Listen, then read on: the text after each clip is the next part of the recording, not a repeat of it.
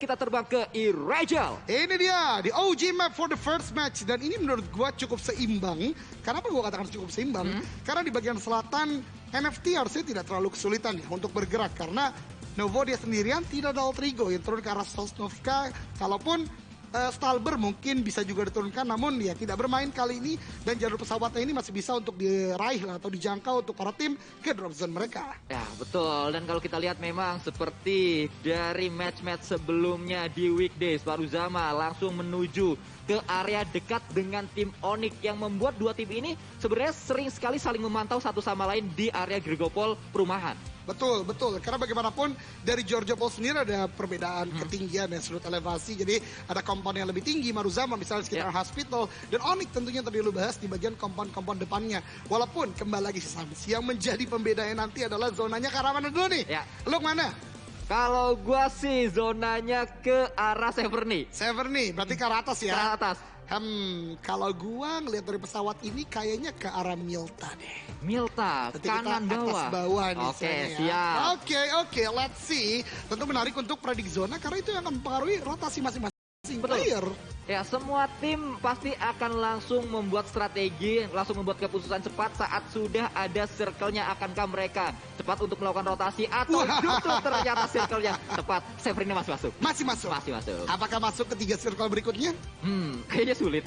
Karena pinggir banget ya. Iya, Karena pinggir banget. Tapi ini justru pembahasan kita yang di awal, Maruzama sama Onyx ini cukup diuntungkan. Ya. Karena pergerakan mereka tidak perlu banyak. Jadi cukup mendapatkan loot yang banyak, kemudian set up position di kompon yang udah mereka miliki nih Sanskoy. Betul, dan ini dia sudah terspot kali ini Ciel yang memang sedari tadi kita sudah bahas juga dekat sekali compound dari tim Onyx dan juga tim Maruzama. Sering sekali mereka bertemu dan masih berlanjut pertemuan mereka harusnya, karena kalau kita lihat mereka saling memantau, tapi Flippy akan coba mencuri satu vehicle di area dekat dari pemain-pemain Bigetron. Kup RB diambil langsung ya dan meluncur ke arah bagian Novo. Namun UHB sepertinya masih ingin melakukan sebuah tapping ke arah bagian depan dengan M16.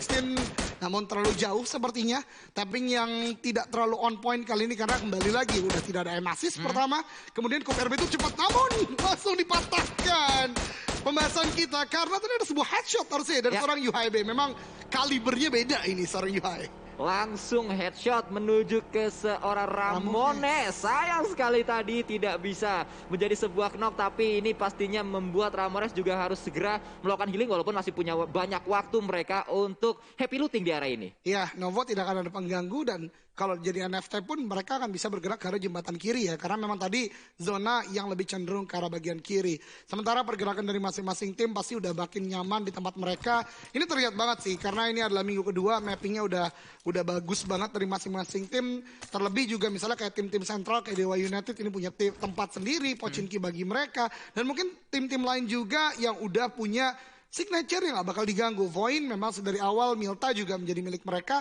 Yang menjadi pertanyaan adalah tempo rotasinya nih, karena padat kanan Sanskoy. Betul, padat sekali dan beberapa kali saat circle-nya menuju ke arah kiri, Voin itu belum bergerak tapi Bigetron udah gerak duluan. Yang membuat dua tim ini harus fight di area Milta. Di bagian Milta ya. Jadi memang itu tadi gameplay yang memang beberapa kali ditunjukkan oleh Voin tatkala mereka melakukan rotasi cepat ya. Bahkan beberapa kali gue lihat hanya dengan satu vehicle. Betul. Itu benar-benar nekat menurut gue. Bergain itu yang sudah terjadi dan itu mungkin elemen of surprise-nya kali ini bisa berbeda. Dan RRQ ini dia. Tidak ada kontes, aman, nyaman, tentram, damai untuk RRQ Rio karena kita tidak melihat ada zone e-sport yang kita bahas tadi di awal. Mereka nggak mau lagi kehilangan poin, tidak mau lagi kehilangan Super Weekend. Ya pastinya tim-tim yang gagal masuk ke Super Weekend yang pertama, mau nggak mau di minggu yang kedua ini adalah minggu hidup dan matinya mereka. Karena kalau sampai ada tim yang kehilangan 30 match Super Weekend atau tidak lolos Super Weekend 2 kali berturut-turut, minggu ketiga seperti tidak ada harganya. Lebih ke arah miracle must happen gak sih? Karena memang cuma 15 game mengejar, apalagi di peringkat atas saja kita lihat misalnya RRQ, kemudian juga tim-tim lain yang ada di top 3, ini poinnya udah besar banget kan. Itu dia. But again, itu semua belum tentu terjadi karena apapun yang terjadi nanti ditentukan oleh masing-masing player, masing-masing tim sendiri. Nero juga tadi unik menurut gua karena victim gak bermain ya udah Yasnaya itu free banget seluruh compound apartemen mereka bisa loot dan menjadi tim salah satunya yang ada di sana pun juga NFT yang kita lihat di Novo kali ini Sanskoy. Ya betul, Nero masih menjadi tim yang bisa dikatakan tergusur dari drop zone mereka dan mereka masih belum memiliki drop zone pasti. Selalu berpindah-pindah drop zone dari tim zone maksud saya, bukan Hero Zone yang tergusur dari area school dan mereka masih belum memiliki drop zone pasti dan pastinya harus segera mendapatkan hal tersebut karena kalau misalkan weekdays mereka bisa pindah-pindah, tapi super weekend yang main itu-itu aja. Apakah mereka masih bisa tetap pindah-pindah drop zone seperti itu? Betul, kalau menurut gue Zone harus mulai cepat sih mencari sebuah drop zone. Mengingat sebelum kita membahas super weekend di Samsung, Zone itu kan grup A, selalu ketemu RRQ kan. Berarti memang sudah tidak bisa lagi untuk turun di sana mencari titik pasti. Tadi gue lihat mereka udah di sekitaran Gatka ya, scrapping kayak kita main klasik Samsung. Iya betul. Kalau mau aman. Kalau mau aman. Iya, dan mencari bot. Iya. Tapi tidak ada di PMPL tentunya. Tidak ada. Walaupun memang kalau di Gatka, kalau kita main klasik kekurangannya adalah mobil kadang susah dicari. Itu dia, dan kadang kalaupun ada dari spawn vehicle-nya, bisa jadi bukan UAS atau Dacia, bisa jadi motor 3, Coupe RB. Kalau Coupe RB random playernya nggak ngobrol sih ya sudah tinggal. Tapi kalau main bareng-bareng susah juga. Kasihan juga mau ditinggal kan? Kasihan juga. Anak orang masa ya ditinggal. Itu dia. Apalagi kalau udah berbicara PMPL, mobil itu menjadi modal utama gitu kan. Sebagaimana yang dilakukan oleh Eagle kali ini, 2 vehicle mereka dapat langsung bisa ke arah bukit tertinggi di sekitaran Giorgio Polsans. Ya, dan kalau kita melihat dari tim LVS Live Cap, tim yang akan mempertahankan gelar juara mereka masih akan coba melakukan rotasi. Kita berpindah kembali ke arah bukit tertinggi atau gunung tertinggi yang berada di area Ranger melakukan tapping Leon DZ walaupun cukup sulit karena memang AKM dengan RDS dan jarak sejauh itu. Ini unik sih menurut gue, dari jalur pesawat harusnya cepetan Onyx untuk melakukan loot. Tapi ini berbeda, kemarin di Super Weekend kita lihat Onyx cepet banget untuk menuju ke arah bukit atas. Sekarang Eagle justru yang lebih cepat. Berarti udah mulai ada pergerakan-pergerakan, perbedaan-perbedaan dari rotasi, kecepatan loot dan lain-lain di Samskui. Ini menjadikan minggu kedua berarti bakalan semakin menarik sih. Ya, itu sama halnya seperti saat Dewa United yang terlambat untuk masuk ke Bukit Kentang di beberapa match saat kita melihat di Super Weekend ya. Dan di-cut oleh Eagle juga. Nah, itu waduh. Eagle juga ya yang masuk ke situ ya. Memang Eagle ini luar biasa misalnya untuk mencari sebuah timing sepertinya ya. Karena Eagle juga bisa gua katakan kemarin mungkin belum performa terbaik mereka. Tapi beberapa kali juga menunjukkan fight yang on point dan tadi objektif yang on point yang akhirnya menyebabkan mereka bisa cut beberapa tim gitu loh Samsung. Ya, mengganggu rotasi dari beberapa tim. Kalau kita lihat kembali ini rotasi yang sedang dibangun oleh tim Live Cap. Tim yang bisa dikatakan memang mereka sering sekali untuk rotasinya entar-entaran aja, tapi sekarang mereka langsung melakukan rotasi di menit ke-7. Karena nggak main pojok kayaknya. Mereka karena main di shelter ya. Kalau dari drop zone yang tadi tidak menuju ke arah bagian selatan, tapi maybe belum punya helm dari Samsung. Wow, ini tentu bukan sebuah hal baik untuk Livescape, mengingat juga mereka masih harus bisa step up lagi. Dan itu dia, Kings bermain, kita justru tidak melihat adanya kembar. Wah, betul sekali. No Zuxi, no Luxi. Uksi tidak bermain untuk kali ini dan ini mungkin pertama kalinya kita melihat saat di Jetron sudah ada Uksi untuk pertama kalinya kita melihat Uksi tidak bermain di sebuah turnamen. Spray dilakukan oleh seorang Gremory tadi dengan M4-nya belum berhasil memang menuju ke arah tim Void. Betul sekali. Tadi ada sebuah front shot yang dilakukan dan itu menurut gue perlu untuk memberikan pressure buat Void ini nggak bisa untuk bergerak secara mudah dan gue lihat Void turun. Berarti vehicle-nya baginya tadi berarti ya pecah harusnya bannya. Karena kalau bagi pecah 2 ban itu udah bisa lagi untuk dimanfaatkan secara maksimal. Ya betul. Berarti kalau kita kembali membahas tadi ya Uksi tidak bermain ini pertama kalinya setelah 3 tahun kalau nggak salah ya. Mungkin kita nggak tahu ya kalau turnamen kalau di PMPL iya kan tidak pernah kayaknya mereka tidak bermain gitu loh. Nggak, maksudnya dua-duanya nggak main. Iya, maksud gue gitu dua-duanya bermain. Kalau kita kan nggak tahu kalau Scream dan lain-lain kan. Karena mereka kan ada live stream juga. Ini untuk di PMPL turnamen resminya. Betul. Ini gue belum pernah melihat untuk Uksi atau Uksi Kuadrat tidak bermain dan ini menjadi kali pertama dan menarik banget ya. Apakah kita lihat performanya bisa nge-tune juga karena menurut gue sebuah siblings aja atau saudara aja udah kuat, apalagi kembar. Ini mungkin bisa memberikan kayak chemistry yang lebih kuat. Namun bagaimanapun 4 orang ini dipercaya oleh coach dan seluruh manajerial dari Bigetron Red Alliance. Let's see, apalagi Kings juga di minggu pertama full analis kan. Ya, pastinya dia memiliki insight-insight untuk tim-tim Bigetron yang bermain di PMPL season yang keempat kali ini. Dan kita melihat juga rotasi yang sudah dibangun dari tim Nero. Semua tim nampaknya langsung melakukan rotasi di menit ke-9 kali ini. Betul, ini Nero luasa banget sih. Karena kita tahu tidak ada Scarlet Gaming yang bermain.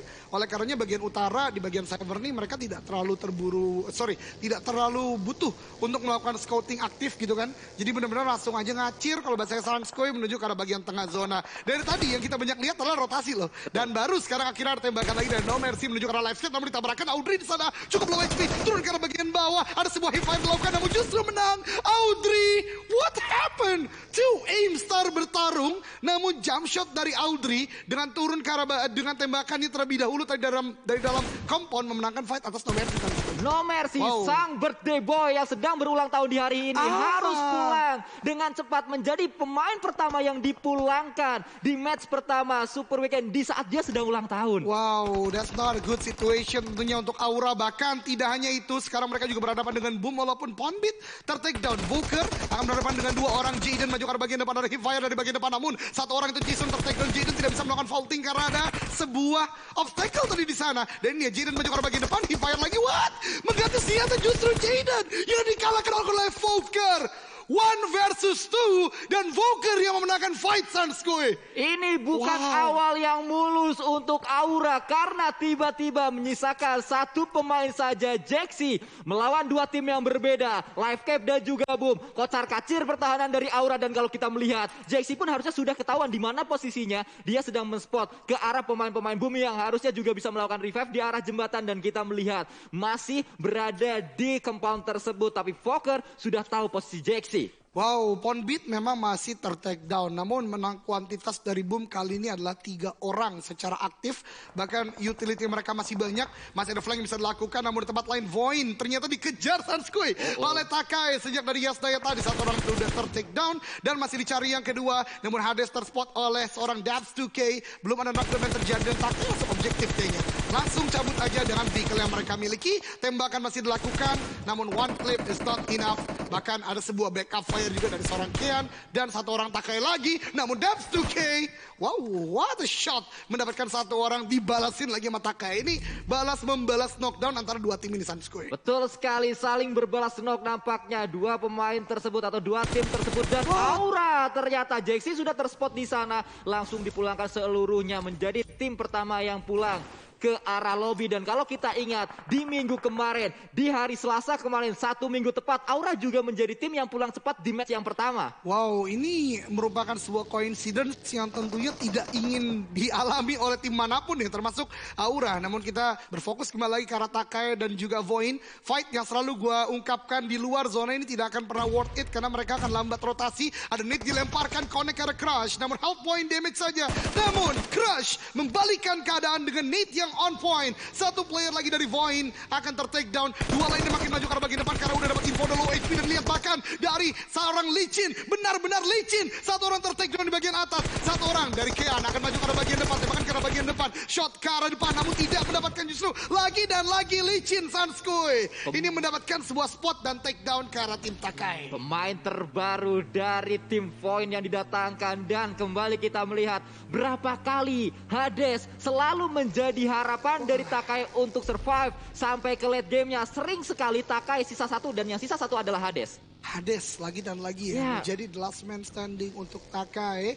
Namun masih menunggu waktu karena ini masih zona yang ketiga. Shiftingnya ternyata menuju ke arah sekitaran, ini masih sekitaran Gatka juga ya. Dan kita lihat tadi Liquid ter-take down oleh Zone, namun karena jarak yang jauh masih bisa untuk di-revive. Dan ternyata shifting dari Giorgio ini cukup kejam Sunskoy. Ke kiri, ke kanan. Kiri kanan, kanan kiri kanan kiri, itu dia. Sunskoy, udah lama kita nggak sweja ya. Betul, itu dia. Tapi ternyata yang bergerak kanan kiri juga semua tim Maruzama juga nampaknya akan segera bergerak dan ini menjadi keuntungan mungkin untuk tim-tim yang sudah melakukan setup di Ruins terlebih dahulu. Termasuk Eagle yang sudah setup di bagian bukit tertinggi.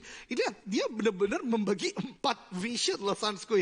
4 titik yang berbeda. Ini kan bukitnya sebenarnya luas ya. Betul. Tapi kalau lihat dari minimap ini kayak Eagle doang yang nguasain.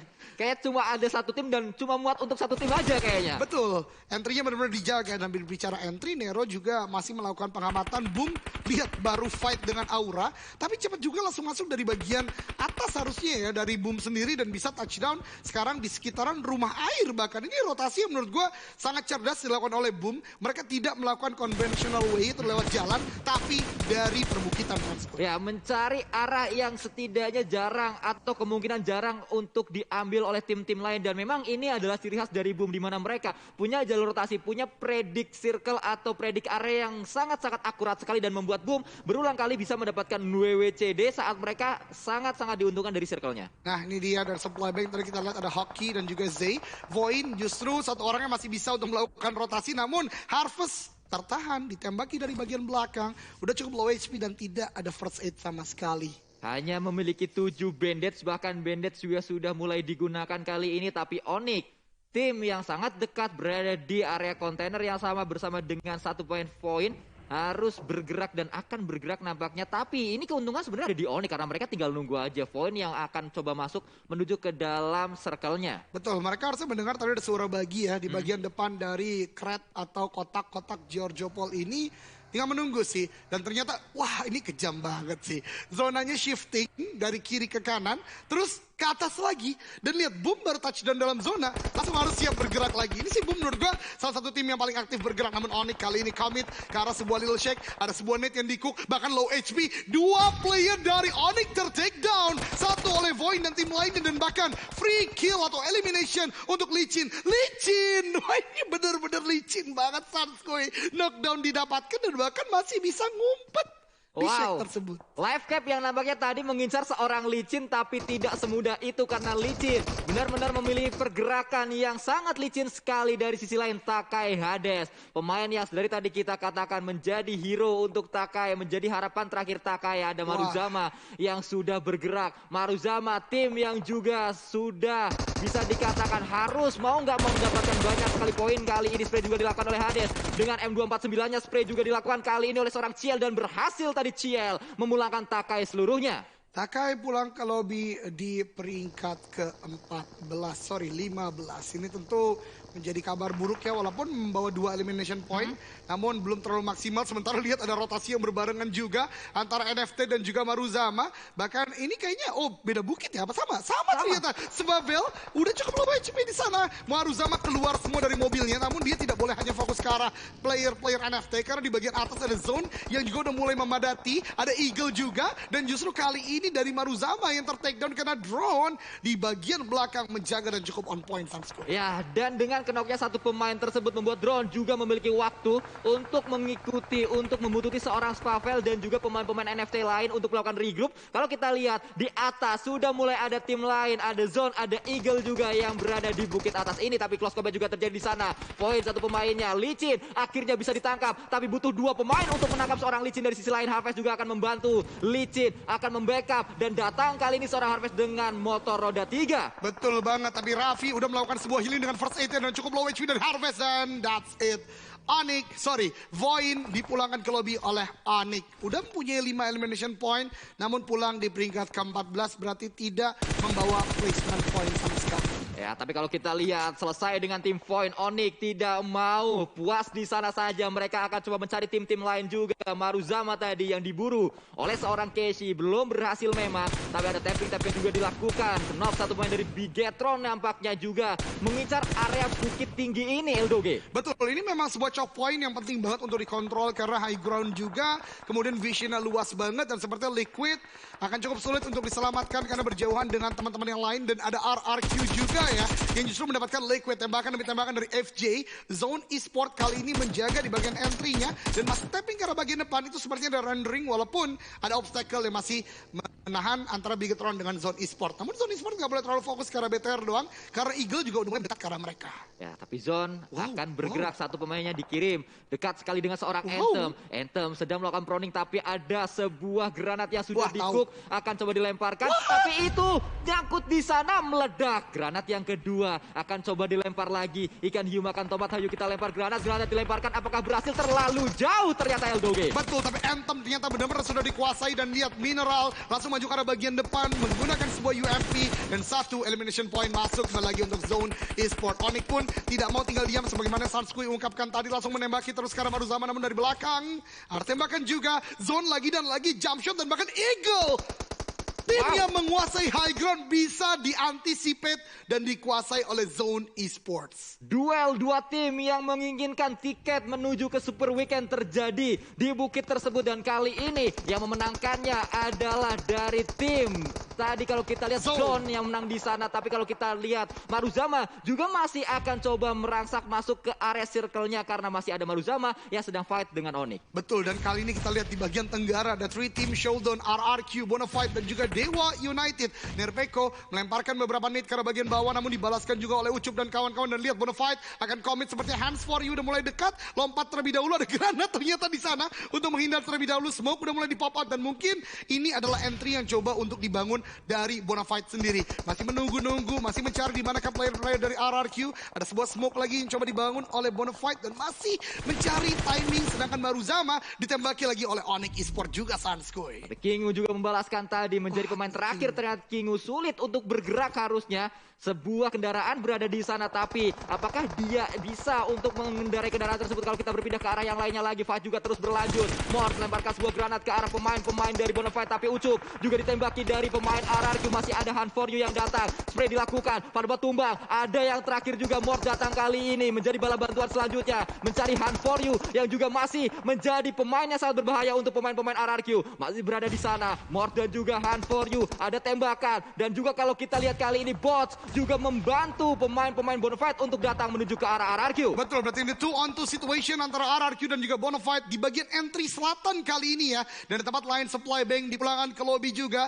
It's not a good situation. Bahkan di peringkat ke-11 juga ada tim yang dipulangkan ke lobby juga. Berarti cepat sekali pengikisan player. Dan bahkan kali ini lihat pergerakan Livescape maju ke arah bagian depan. Di spot oleh NFT dengan cukup on point. Namun Ramones bisa dibalikan keadaannya dengan sebuah pick berbarengan dari Livescape ke arahnya. Wow. Ada sebuah lemparan dari Ramones tapi dibalas 2 lemparan sekaligus. Granat 1, granat 2 sudah meledak. Ada yang ketiga, ada yang 4, ada yang 5, ada 6, ada 7. Wow, banyak sekali granat dilemparkan. Berapa banyak yang dimiliki oleh Livescape? Granat mereka banyak sekali. Artificial red zone dibangun oleh Livescape tadi ke arah NFT. Sementara Bonafide yang tadi melakukan agresivitas ke arah bagian depan rata pulang ke lobby dengan nade dari seorang Asa. Belum terbendung Asa, bahkan sampai minggu yang kedua masih sangat on point. Onyx yang menyisakan 2 orang berakhir di peringkat 9, Bonafide di peringkat 8, dan sekarang 7 tim tersisa di zona yang kelima Sanskoy.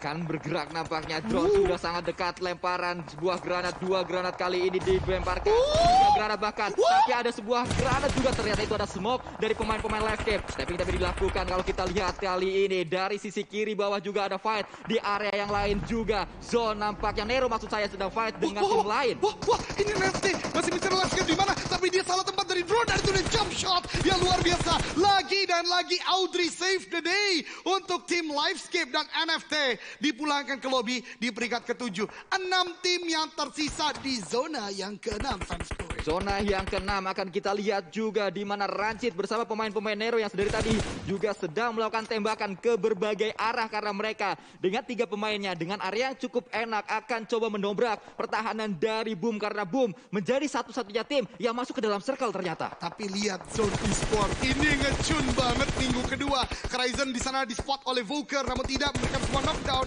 Udah mulai dengan low HP-nya, tembakan kembali lagi dilemparkan dan bahkan dikenai. Bahkan tidak hanya 1 tapi 2 player dari Dewa United ter-take down karena ada sebuah split push dari RRQ pun juga dari Boom Esports. Ini Zone udah 11 elimination point dan masih ngecun, masih mencoba untuk mencari elimination point berikutnya.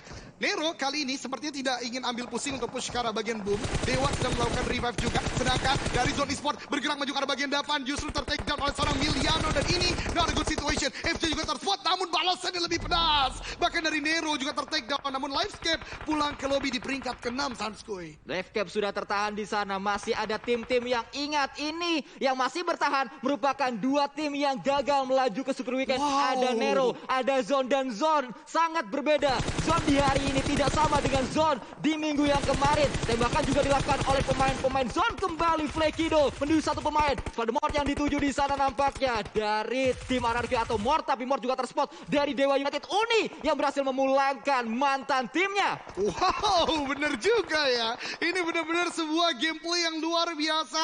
Perang pecah di mana-mana dan 4 tim tersisa. Nero akan melakukan revive terlebih dahulu karena dia butuh itu. Sedangkan Nate tadi gue lihat dari zone on point dan bahkan knockdown ke arah Cryzen. Ryzen menyisakan Uni seorang diri saja. Ada nade berikutnya dilepaskan kembali lagi. Ini akan on point dan meledak. Dan Dewa United dipulangkan ke lobby oleh Zone Esport. Ini Zone Esport yang berbeda, Sanskoy. Ya, betul sekali kalau kita lihat. Kita ingat Zone di minggu kemarin seakan menjadi samsak ditembaki oleh segala tim. Tapi mereka kali ini merupakan Zone yang berbeda. Mereka datang dengan kekuatan yang berbeda. Seakan orang yang berbeda padahal orangnya sama. Tapi kekuatan mereka sudah upgrade. Nampaknya mereka sudah memiliki sebuah strategi baru. Lemparkan granat ke arah Zone tapi belum berhasil. Harusnya belum meledak di dekat pemain dari Zone yaitu FJ. Sanskoy, lo harus lihat pergerakan dari Zone. Ini split 2-2 Sanskoy. Dan jauh banget loh. Dan jauh banget. Mereka controlling bagian utara dan juga selatan. Menjaga entry dari Nero. Dan juga Boom tentunya yang berdekatan sama lain di bagian timur. Nah itu dia. 2 Zone akan melawan 2 Nero. Dan 2 Zone yang lain akan melawan 3 Boom kali ini. Luar ini biasa keadaan sekali. yang sangat panas kalau kita lihat. Memang pemain-pemain Boom terpisah cukup jauh, tapi 2 Zone sudah merayap, akan dekat sekali dengan seorang Ken. Masih terus akan coba di spot oleh Flekido, justru Flekido yang bisa mendapatkan seorang Ken. Tapi belum, masih ada balasan juga dan Ken menemukan Flekido di titiknya. 1 Zone tumbang, tapi Zone yang lain berhasil mendapatkan pemain-pemain Nero. Dan Nero satu persatu harus bonyok pemain-pemainnya karena ada mineral yang memang memberi kesegaran di sini. Ini yang gue bahas Sanskoy. Salah satu mungkin yang gue predik menjadi rising star memang gameplaynya luar biasa karena off season kemarin dia dominating. Super weekend pertama dia nggak dapat celah untuk bisa bermain. Namun di pembukaan dia langsung bermain luar biasa. Namun Nero kali ini ada sebuah smoke yang udah mulai di pop out 2-3 bahkan untuk masuk perlahan ke dalam zona. Namun Zone pun juga memanfaatkan smoke tersebut dengan masuk juga ke dalam zona. Ini keadaannya, tapi ingat masih ada Boom. Tim yang sangat pintar sekali saat mereka bisa masuk ke dalam late game. Boom adalah tim yang bisa memanfaatkan sekecil apapun peluang di late game-nya. Setuju, Boom adalah tim yang taktis sekali ya. Bahkan tadi lihat Ken udah ditembak terlebih dahulu. Dengan kesabarannya dia cari obstacle terlebih dahulu. Baru bangun lagi dan take down satu player dari Zone. Namun lihat kali ini Nero terspot oleh Mineral. Lagi dan lagi oleh seorang Mineral. Dan Banyu di sini ini akan menjadi sebuah clear shot. Banyu belum dideteksi bahkan dengan satu player pun dari Boom. Masih perlahan tapi pasti maju ke arah bagian belakang. Namun justru yang sekarang berbahaya adalah Nero karena dipush banget dan itu dia Banyu bangun dan menembaki ke arah Ken, namun dibalaskan oleh Voker karena dari tim Boom juga udah memisahkan 2 player ke titik yang berbeda di Sanskoy. Tapi Voker juga men-spot seorang satu pemain dari Nero dan Voker akan menjadi 2 on 2 atau tidak. 1 lawan 2 keadaannya. FJ pemain terbaru dari tim Zone akan coba dicari oleh 2 pemain dari Boom dan lagi-lagi Boom bisa membalikan keadaan saat mereka sudah berada di late game. Mungkin akan menjadi chicken untuk Boom atau justru FJ yang bisa mendapatkan clutch di momen akhir ini. Oh my god, ini apinya banyak dari Molly. Voker sedang bergerak ke arah bagian kiri. Voker makin pelan tapi pasti maju ke arah bagian depan. Tapi dia juga gak mau untuk terlalu terburu-buru. Ingat ini zona ke-8. Ya. Kurang dari 20 detik lagi akan menuju ke zona ke-9. Berarti paripurnanya lah Zone udah gak ada sama sekali. Betul. Bukan Zone Esport ya, tapi zonanya udah gak ada sama sekali. Kita akan lihat terlebih dahulu Voker dapat nade dong dari Loot Crate lawan yang udah ter-take down Sanskoy. Dan ternyata nggak cuma 1, nggak cuma 2, ada 3 granat yang dilemparkan. Masih ada Molotov dan itu dia. Lebih besar pasak daripada tiang. Granat dimasak membuat Zone menjadi hilang pulang ke arah